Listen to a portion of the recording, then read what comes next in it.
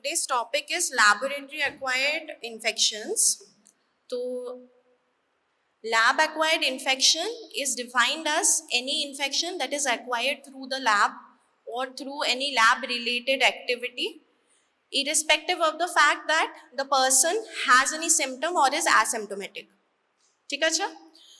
তো lab acquired infection কখন হবে? যদি ল্যাবে কোনো ইনফেকশনের আউটব্রেক হয়, কোনো অকুপেশনাল এক্সপোজার হলো, যদি স্ট্যান্ডার্ড ল্যাবরেটরি প্রসিজার আমরা ফলো করলাম না, তাহলে ল্যাব অ্যাকোয়ার্ড ইনফেকশন মানে ইনফেকশন মেটেরিয়ালগুলোর কন্ট্যাক্টে আমরা চলে আসতে পারি, ডিফারেন্ট রুটস অফ এক্সপোজার আছে, then we will get the lab acquired infections.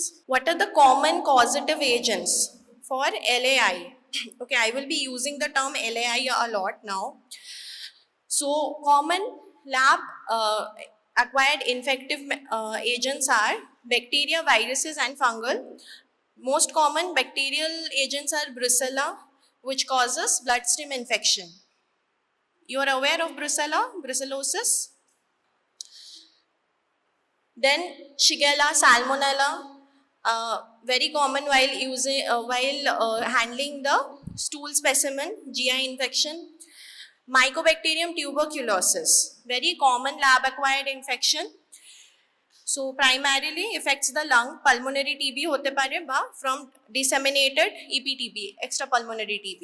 Then Neisseria meningitidis causing, what does Neisseria meningitidis cause?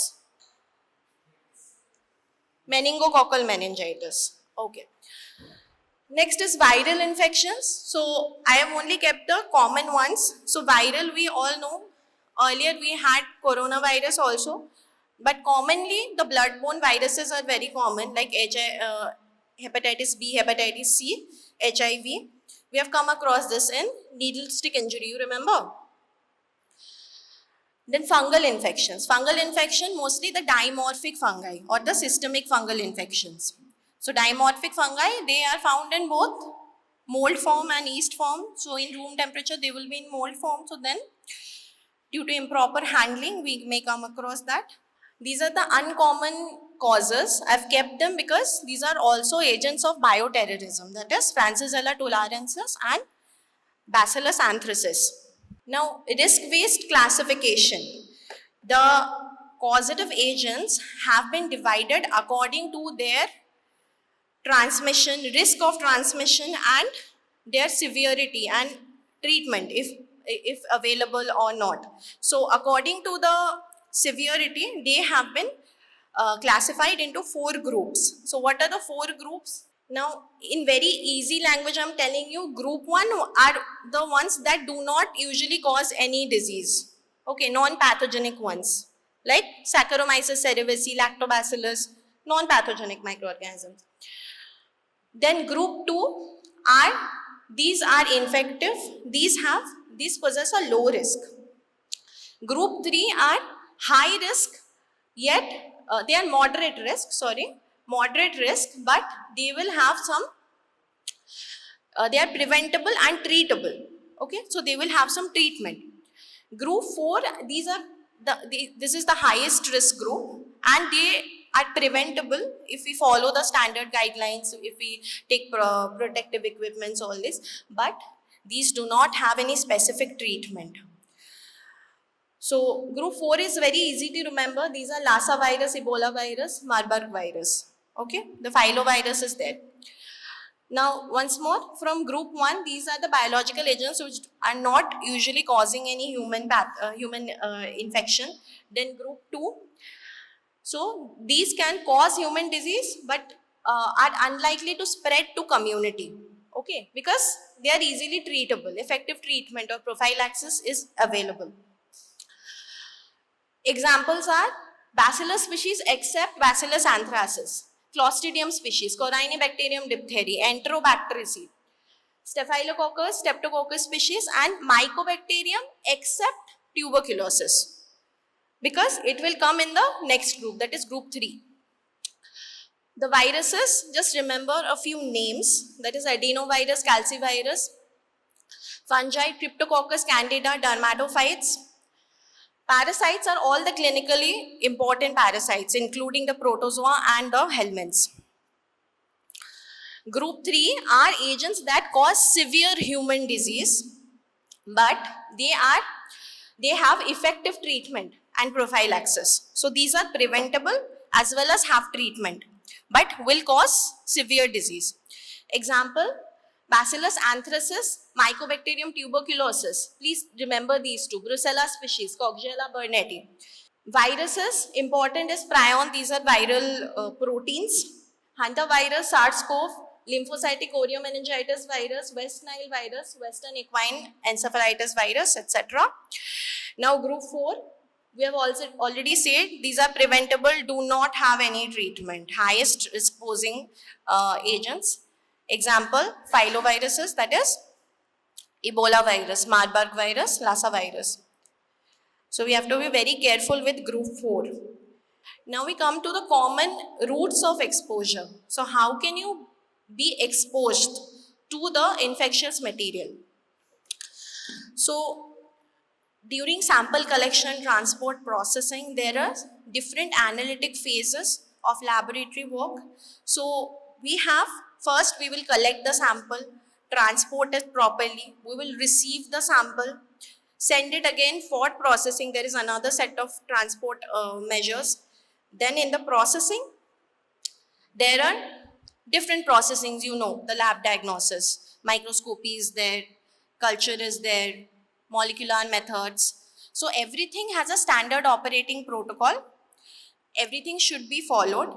But in this chain of events, if anything goes wrong, we teach you all the steps, that is collection, transport, receipt, and processing.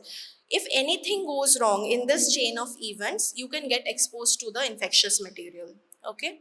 So what can happen? The usual routes are, first, you can inhale the infectious material through aerosol. So aerosol inhalation can happen when during different procedures like centrifugation. We have to properly cap, properly seal the container, the tube before centrifugation, cover the centrifuge. Then mixing, sonication, blending of reagents, of culture media. Then spills and splashes. So anything, if you're not taking the proper PP, if you're not wearing the respirator or the mask, so spill and splashes that can occur. That will more come into inoculation, but then again you can inhale, there may be airborne particles from there. So then pouring, decanting culture fluids. So many a times decanting is done bare-handedly. That should not be done. Proper Pasteur pipette is available. That should be used away from the face. Manipulation of inoculating loop. This we know sometimes loop can be touched to other parts, like taken out from the biosafety cabinet, is not recommended. Next route is inoculation. So inoculation, needle stick, any sharp injury, okay, by razor or blade or needle prick and during phlebotomy or while you are giving an IV like that. Then ingestion. Ingestion is, this is very easy. We all know splashes. Splash injury can happen. It can go into your mouth or nose.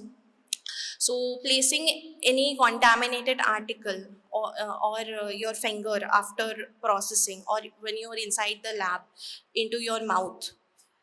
Then what else? Then consumption of food in the lab.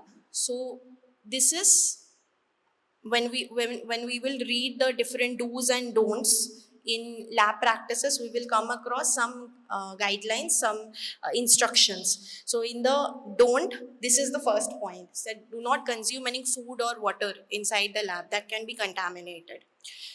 And mouth pipetting. Earlier mouth pipetting was done when we did not have those pipettes. Now it is not encouraged.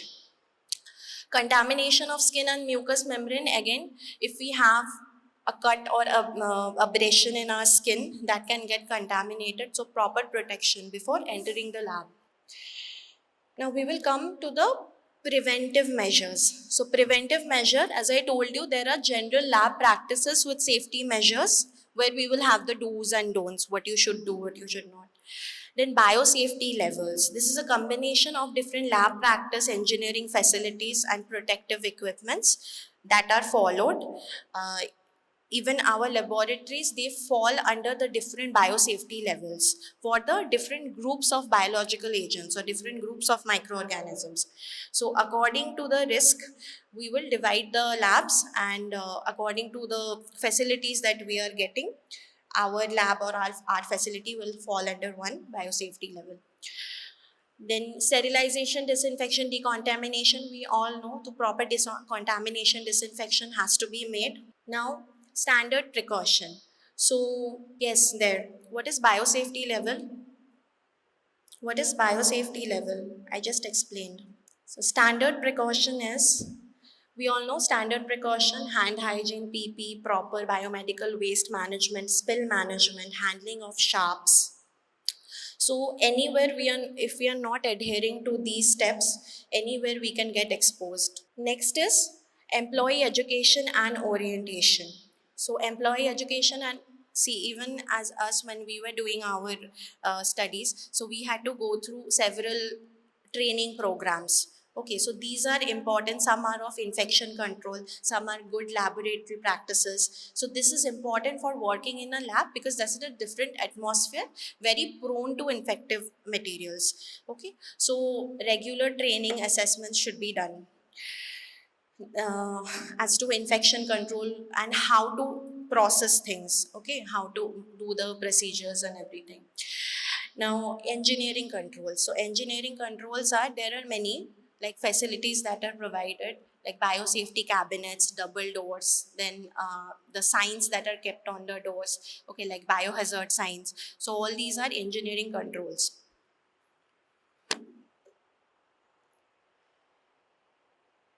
Now, the general laboratory practices. So, what are the do's? What can you, what is being encouraged? So when we are entering the lab, this is the door. So there should be one sticker that says biohazard symbol. This is the universal biohazard symbol, and entry is restricted. Entry of, as you will see the biosafety levels in, starting from biosafety level 2, if you're not somebody who is working in the lab, you're not skilled with the lab practices, you should not be entering the lab. Okay, so this restricted entry sign should be there. Then maintaining strict hand hygiene before and after entering, okay, and also after exiting the lab. Keep personal belongings separate. So many a times we see outside the lab there are lockers. Okay, so you keep your personal belongings there. Do not bring anything from outside.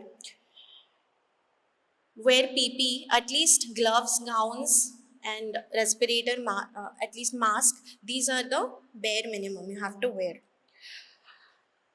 Use secure transport for specimen. So this has come under transport of specimen. Even after receiving, we transport it to the processing area. So that should also be done with caution. Store infectious material in leak-proof containers. So after this, we know that after collection, when you're transporting the containers, they should be leak-proof. Also, when receiving, when in inoculation, uh, if you are in the receipt area of the lab, you are receiving the sample and it's a leaky container. So materials are being leaked, so that can also give you can get exposed, you can get inoculation injury. Also, our all the materials, infectious material, even the clean materials, has to be kept in leak proof containers. Now follow biomedical waste management rules. Disinfect work surfaces before and after use. So this is one point, it is very important. Decontamination and disinfection of inanimate objects, of tables, the doorknobs, is very important.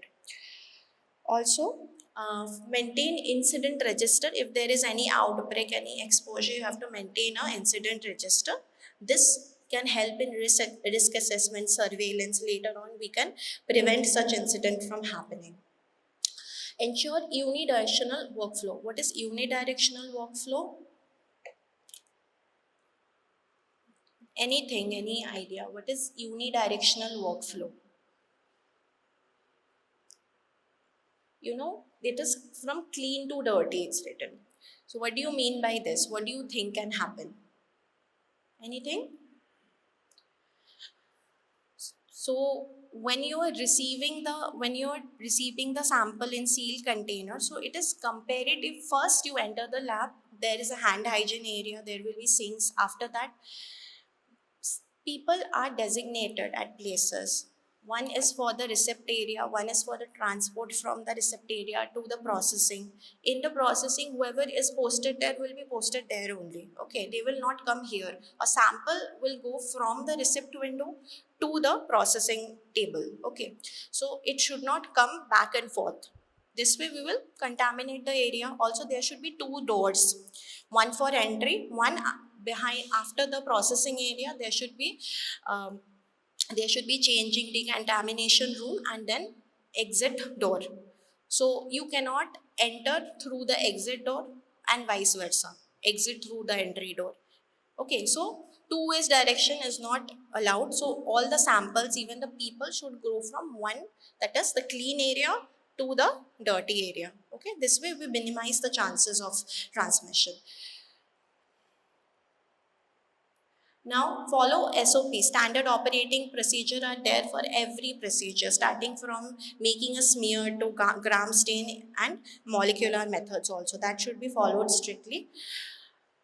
Protect cuts, wounds before work. As I told you, if you have abrasion, if you have some cuts or wounds, your mucous membrane is exposed, you have to cover it properly. Then ensure fire, electrical and chemical safety. This is one of the lab safety protocols. Then maintain pest control. Again, cross contamination can occur, so pest control. General lab, this is don'ts, okay? So do not bring food, gum, drinks, even water bottle inside the lab. Avoid touching face, eyes, nose, and mouth when you're inside the facility. No cosmetic contact lenses handling, okay? Then if you're wearing contact lens, do not try to open it inside the lab. Do not handle broken glass with hands. Do not touch the personal items like phones. No mouth pipetting. Do not put pens and pencils in mouth. Avoid dangling jewelries. Do not wear lab coat outside the hospital like coffee shop and canteen. Understood? Up till this, it is comparatively easy, you will understand. That's why I'm asking. Because we are going to the more difficult parts now. Any question? No question. Now, we come to biosafety levels. Okay. So, there are two words I'll be pronouncing. One is biosafety level, one is biosafety cabinet. Okay. Two are different. Biosafety levels, these are a combination of, these are a, sorry, these are a combination of lab practices, techniques, safety equipments and facilities in the lab that makes the lab apt for a certain biosafety level of work. So there are microbes that can be only handled in biosafety level 1 laboratory. There are certain that can be in biosafety level 2, 3, 4, like that. Okay, according to their, again, transmission property, severity, treatment modalities, like that. So what is biosafety? Biosafety is the application of safety precautions that reduce a microbiologist or a lab worker's risk of exposure to a potentially infectious microbe and limit the contamination to the work environment and ultimately to the community. Okay, so these are a set of precautions that will prevent transmission to the lab worker and further to the community. Biosafety levels are, we have divided them into 4 groups according to the microbes that we can handle in these laboratories. Biosafety level 1 is the low risk group, 2 is the moderate, 3 is high but yet treatable microorganisms, 4 is again they present minimal potential hazard to laboratorians. So these are low risk. Okay. So these are not known, and lab practices we can we do not need biosafety cabinets, but it's always better to use biosafety cabinets. These are like of tables that are with hoods and a unidirectional airflow. Okay, this reduces the contamination. But in class 1, they are not needed because these are low risk microorganisms, not usually do not cause disease. So, work can be performed on an open bench or table, but again, I'm telling you, always whatever, because we do not know if the sample is infective or not, what kind of infection is there. Always it's better to use a biosafety cabinet. There are 3 kinds of biosafety cabinets: class 1, 2, 3. So for this we can use class 1. Facility construction. So what are the engineering controls? One is a sink must be available for hand washing, bare minimum, and lab should have door to separate the working space with the rest of the facility. Okay, this is bare minimum, we see it in every lab. Next is the biosafety level 2. So these are diseases that are preventable, treatable disease and not considered serious. So they possess the moderate risk. Okay. Now you will follow biosafety level 1, all the protocols, all the engineering facilities, everything, plus the access to the lab should be restricted. As I told you, if you're not skilled, if you're not somebody who is working in the lab or maintaining the lab facilities like an engineer, you should not be entering. So restriction should be there. Then safety equipments, appropriate PPE should be worn.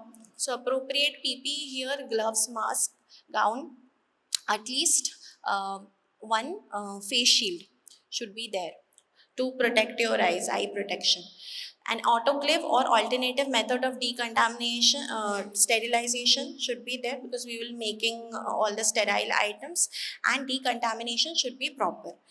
Next, facility construction. Lab has proper self-closing doors. So self-closing doors should be there in addition to biosafety level 1. Okay, every biosafety level will increase its precaution, but the previous one will be there. So sink and eye wash are readily available here. Then biosafety level 3. So these are serious infections or lethal diseases. Okay, these are preventable, treatable, but possess high risk. Now all the measures of biosafety level 2. In addition, labs are under medical surveillance, might receive immunizations for microbes they work with. So since these are high groups, so immunization of the workers should be done for those microbes if there is any. Okay. Now access to the lab is again restricted and controlled at all times. What does this mean? That there will be a limited number of people who will be allowed inside the lab. Okay. So less number of people is, we think that it is less contamination. So only skilled workers and less number of people. So controlled at all times. Now safety equipments, again appropriate PP including respirators. So respirators are important here. Why? Because in group 3 we are dealing with Mycobacterium tuberculosis, Coxiella burnetii, and all the molds of systemic fungi like Histoplasma, Coccidioides, Blastomyces. So these are very infectious and they will require either 3-layered surgical mask or N95 respirator. So this is very important. In PP, you wear everything including your head cover and respirator. Facilities are again hands-free sink. Here hands-free sink is important. Eye wash available, exhaust air cannot be recirculated. So this procedure is happening in biosafety level class 2. Okay, biosafety level, biosafety cabinets class 2. Okay, why? Because here we are not recirculating the air. 2 or 3. 3 is no air is being recirculated inside the room. So entrance to the lab is through 2 sets of self-closing door and locking doors. Okay. So self-closing, self-locking. Next we come to biosafety level 4. So agents are highly likely to cause serious lethal infections. These are preventable but do not have any Treatment modalities. Okay, so example again, Congo crimin, hemorrhagic fever, Marburg virus, Ebola virus, Lassa virus. So very contagious. So there are very few biosafety level 4 facilities available. Now all the precautions of biosafety level 3 include, after that, change clothing before entering. So before entering you have to change your clothing. You cannot bring anything from outside. Then shower upon exiting, decontaminate all materials before exiting. Safety equipments all work with the microbe must be performed within class 3 biosafety cabinet. Earlier we were seeing either biosafety 1, in biosafety level 3 it was biosafety cabinet 2, 2 and 3. Here it is always done inside biosafety cabinet class 3. So wear a full body air supplied positive pressure suit like this, coveralls. Okay, facility construction engineering controls, what we should take, the lab is in separate building or an isolated restricted zone from the hospital building or from the main building. So there may be a lab, but this has to be constructed differently. The lab has dedicated supply exhaust air as well as vacuum lines and decontamination systems, okay, of its own. So it's a separate property all in all. Okay, any question? Biosafety level is up to this. Anything? So just to revise, biosafety level 1 is dealing with the microbes which are not known pathogens. Okay, do not cause disease, are not known to cause disease consistently. Then biosafety level 2 is just like group 1, 2, 3, 4. 2 में क्या क्या है? Anyone? High risk, moderate risk, low risk?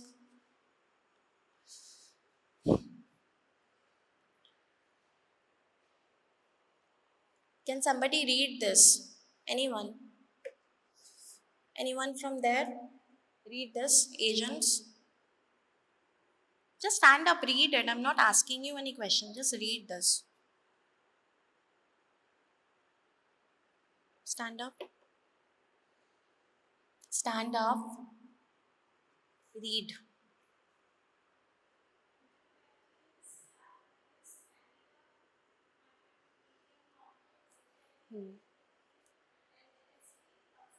Toxoplasma. Okay. So these are the microbes. Okay, thank you. Sit down. So these possess moderate risk. Okay. So these are preventable, treatable. So not dangerous for the community. So this is moderate risk. Next is biosafety level 3. Here, these are serious disease causing microorganisms. So here we have everything like Mycobacterium tuberculosis, Soxella burnetii, St. Louis encephalitis virus, and molds of the systemic fungi. And 4 is the most lethal fatal diseases. Treatment is not specific. Okay, only prevention can be done. Specifically, biosafety level 4, you have to understand that we are doing all the processing inside a biosafety cabinet class 3. Now, after this, we'll just go through just a few infections, common lab acquired infections. So in syndromic, you have already read, I know, but just to revise a little bit. So brucellosis, it is the most common lab acquired infection. So one survey was done in 1976, although this is US data. So we have a little less data in our nation, but yet this is the most commonly recorded in that 1976 surveillance worldwide. So most common lab acquired infection. So how can you acquire this? So during handling of cultures, like cultures, blood or bone marrow specimen. Okay, during During centrifugation or some spill, you can come across, you can get into contact with this. So accidental inhalation of aerosols will lead to manifestation of the disease. So this will infect the, it's a bloodstream infection. Okay, reticuloendothelial system, the spleen, liver, kidney. Now, culture smear, lab diagnosis is by blood and bone marrow culture. So, culture smear, how will they look like? Brucellosis is a bacilli or cocci? Gram positive or gram negative? Gram negative. Okay. So, it is a non-motile gram negative coccobacilli. Okay, there's a picture. I don't know if you can appreciate. Can you see? Still, you will not come forward. You cannot see anything, although. So, serological tests are antibody detection, standard agglutination test, ELISA for IgG detection, and molecular methods, that is PCR, targeting the different genes as RRL gene, OMP2 gene. Okay. Next, Mycobacterium TB. I think this was repeatedly done so many times. Even one day we did one SDL with this. So Mycobacterium TB, so it is a well-recognized lab-acquired infection. In our nation, it is very common. Infection occurs through inhalation of infectious aerosols generated during handling of specimen culture. So high-risk procedure includes centrifugation of specimen, pipetting, culture manipulation, that is making the culture subculture, okay, or during taking inoculate from the culture, during making smear. The organism is airborne, highly infectious, and lab acquired TB may present as pulmonary or extrapulmonary disease. We already know the lab diagnosis, so we have already read it, but still I have kept this slide. Um, so what are the, just asking you, what are the specimen for MTB? What are the specimen Mycobacterium tuberculosis? For sputum. So for pulmonary, it is sputum, bronchoalveolar lavage, gastric lavage in some cases. Okay. Other than that, endotracheal also specimen. If it is extrapulmonary TB, then what will be the specimen? What are the specimens? Different kinds. It is extrapulmonary. What can be the specimen? Depending on which system is infected. Huh? I cannot hear you. CSF हो सकता है. CSF होता पड़ा. CSF, urine, pleural fluid. These are, yeah, at least tell me yes or no. I'll know that you know. Not interested. Okay. So MTB lab diagnosis first. This is, we have read it in one of the classes. I don't remember when. So digestion, decontamination, concentration, then direct microscopy by AFB microscopy, AFB staining. That is Ziehl-Neelsen staining or fluorescence microscopy. Now ZN staining, I showed you earlier. We have to read the different grades. Okay, NTP grades are given. Then culture, conventional solid culture is Lowenstein-Jensen media. Automated is Middlebrook. Middlebrook 7H9 broth. Automated culture systems. The name of the systems, if you can say, it will be okay. So Bactec MGIT 960, Bactec Alert 3D, Mycobacterium MB, and Versatrac. Molecular methods are most commonly we're using CBNAT and TrueNAT. Okay, CBNAT is the large machine. Okay, TrueNAT is the smaller one, cheaper version. So these are nucleic acid amplification test. Latent TB diagnosis, tuberculin test or IGRA. This is also for surveillance. We are using tuberculin test nowadays. Now, Neisseria. Neisseria meningitis causes meningococcal meningitis. So transmission usually occurs via inhalation of infectious aerosols. The high risk activities, what are the high risk activities include smear preparation, pipetting, culture making, manipulation. The organism can cause meningitis or septicemia, often sudden onset and severe progression. So this is a fatal disease, please remember. Now, what is the lab diagnosis?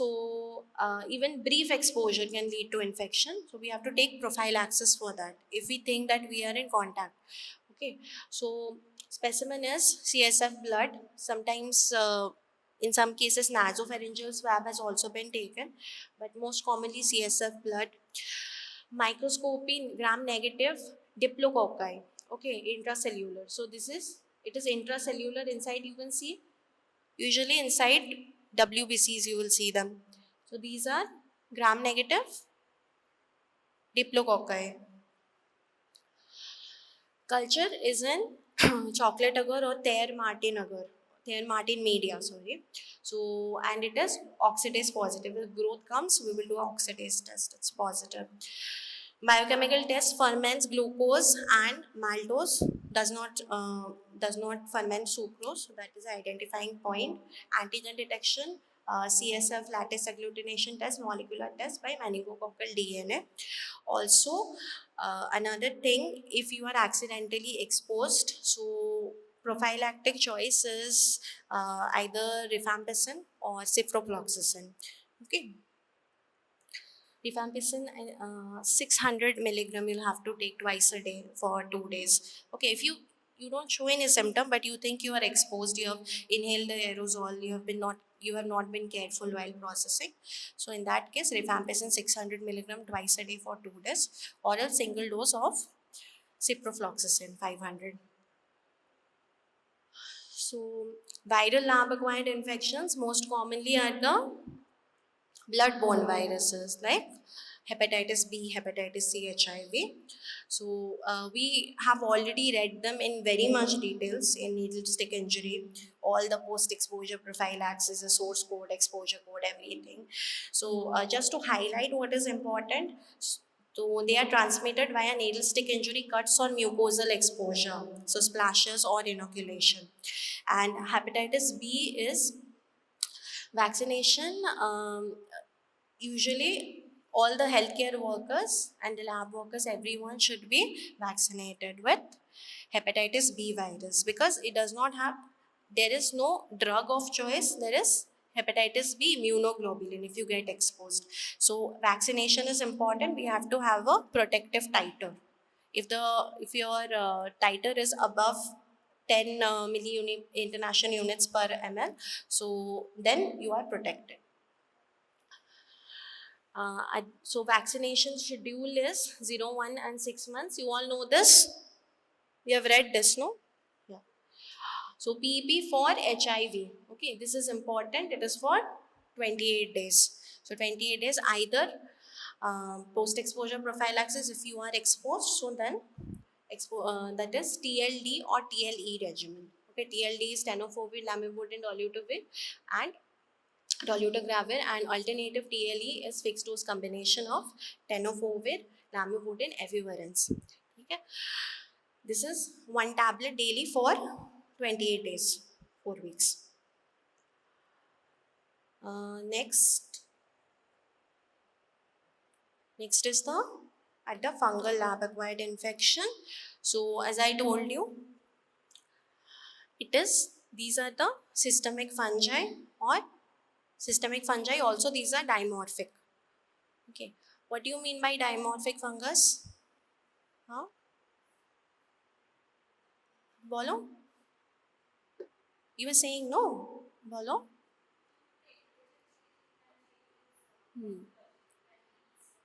Dimorpho.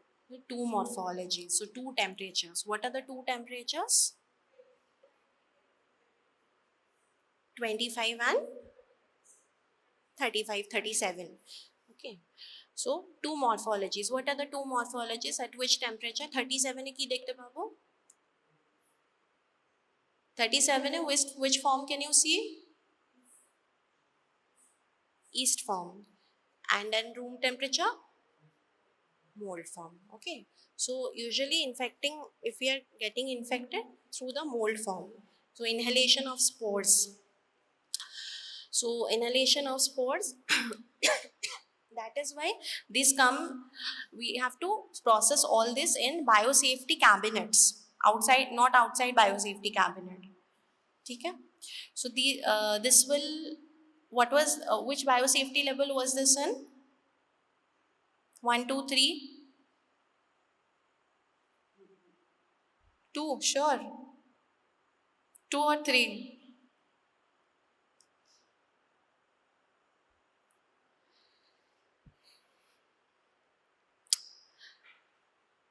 2 or 3?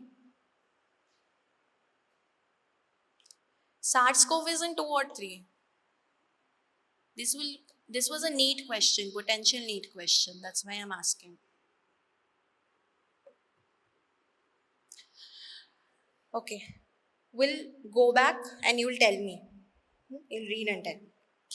So, lab diagnosis, the fungal diagnosis, that is, what is it? Microscopy in KOH mount. Then you go for culture, SDA. So this is just a revision. Culture on SDA, LPCB mount histopathology, antigen detection, PCR. Okay, what was my question? What question was I asking? I have asked a question just now. So biosafety level 2. Are there any mention of any fungus here? Fungus আছে? এখানে আছে? আচ্ছা. Okay. So even when there was this pandemic going on, SARS-CoV-2, so we have come across this. So it was falling under biosafety level 3. Okay, highly infectious.